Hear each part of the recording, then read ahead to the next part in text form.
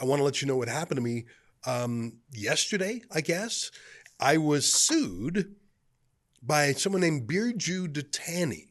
Now, that name might not ring a bell, but I think you might remember the case. Last year, Justin Trudeau appointed him to be the chair of the Canadian Human Rights Commission. So you'd think a person would be pretty sensitive and human rightsy. This Dattani had written so many anti-Semitic things online, but he did it in sort of a sneaky way. He did it under a different name, Mujahid Dattani, his adopted Muslim name. So it was almost like Dr. Jekyll and Mr. Hyde. Dattani applied to be the chief of the Human Rights Commission, was accepted. Mujahid Dattani wrote all these crazy anti-Semitic things, except it was the same guy. He didn't disclose his nicknames or aliases, which he had to do when he applied. It was a firestorm. You can't put an anti-Semite as the chair of the Canadian Human Rights Commission. That's reserved for the Prime Minister's job under Trudeau. I kid. He did finally, they put this guy Dattani on leave, and then he eventually quit. And I think he left in disgrace, but obviously not so much disgrace that TMU, Toronto Metropolitan University, hired him to work there. It gives you a bit of a sense of how bad things must be at TMU. Anyways, like I say, yesterday, I get this huge lawsuit.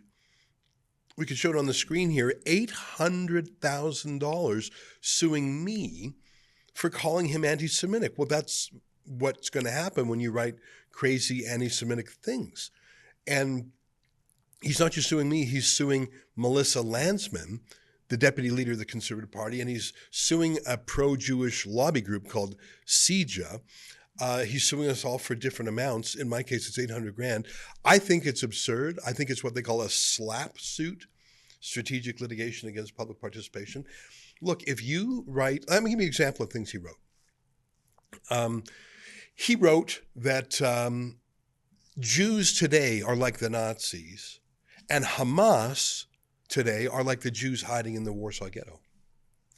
He said, obviously he's with the boycott, divest, and sanction Israel group. He actually wrote that terrorism is a very rational strategy. He appeared on panels with extremists, including one guy who was a member of a terrorist group called Hizbut Tahrir, which is a criminalized terrorist group in dozens of countries. Like he went to a protest outside an Israeli embassy and was quoted by a newspaper denouncing Israel. This guy was basically the kind of guy who you see in Canada today with a Palestinian flag, shouting crazy from the river to the sea genocidal chants. In fact, that was one of the chants at the protest he was at.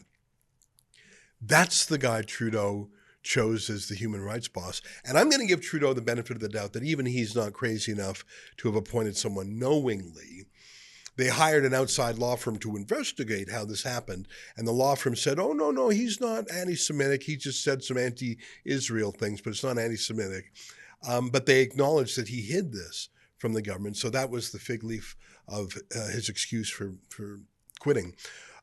It's insane to me that he's suing me and Melissa Lantsman and CJA for calling him anti-Semitic when he wrote so many anti-Semitic things. And he was on so many crazy panels. Like, would you be on a panel with a member of a terrorist organization? That's not just, LARPing. That's not just play acting anymore. This guy, the chutzpah of him, and instead of just going away and keeping a low profile, he is suing. Obviously, a censorship move, obviously a SLAP lawsuit, as they're called. I haven't spoken to Melissa Lantsman or CJA, but I can't imagine they're going to bend the knee for this guy. We'll see how it goes. The plaintiff, Dattani, had a press conference in Ottawa today, which I think maybe sort of shows you what's up. This is his attempt to sort of refurbish his reputation. Yeah, good luck with that, buddy. I think suing Jews for calling you anti-Semitic when you write anti-Semitic things, I don't think that's going to make the stigma of being an anti-Semite go away. I think it sort of proves the point. And that's the thing. If you Google his name, Birju Dattani, Birju Dattani, Dattani, you'll see that hundreds of news stories were written about him. If you type it into Twitter, Birju Dattani, on Twitter, you'll see thousands of people calling him out as anti-Semitic. It's his anti-Semitism what did it. It's not us calling him anti-Semitic. That's the secondary response. The primary cause was him doing and saying crazy things. But what's so interesting to me is he is only suing 3 people, not hundreds of people, just 3 people, and they all happen to be Jews. So it's quite something. By the way, if you want to see the lawsuit, you can go to saverebelnews.com, saverebelnews.com, because I really feel like he's trying to crush us. I think that's obviously what he's trying to do here. $800,000 is obviously more money than Rebel News could bear. That would nuke us. And that's his goal. That's him on the left there. That's me on the right, if you're wondering who's who. And that's my update. I just thought I would jump in the live stream and tell you, because it's sort of crazy.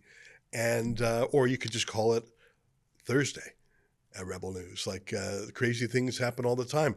I should tell you, we're always cooking up exciting things. We always have exciting projects on the go. Most of them we choose, but every once in a while we're thrust into a controversy we did not choose. And this is an example of that. But if you're wondering if I'm going to bend the knee, if you're wondering if I'm going to break down and say, I'm sorry for saying your anti-Semitic posts were anti-Semitic, and I'm so sorry for hurting your feelings when you said the Jews like me are the new Nazis, it's not going to happen. And I don't know how this lawsuit's going to go, but I think he should have in life just chosen a quiet life. Instead, he's chosen to make his anti-Semitism the central topic of the discussion. And I don't know if he knows what that's going to be like in a real court, because he's used to these human rights kangaroo courts. I'm not sure if he's ready to answer questions about his anti-Semitism, because he will face them a little bit more rigorously than the liberals asked him about it. So that's my update. That's the news. I want to tell you, and I'm bursting with excitement, bursting with a lot of things, but on Monday, Monday, it's our time to shine.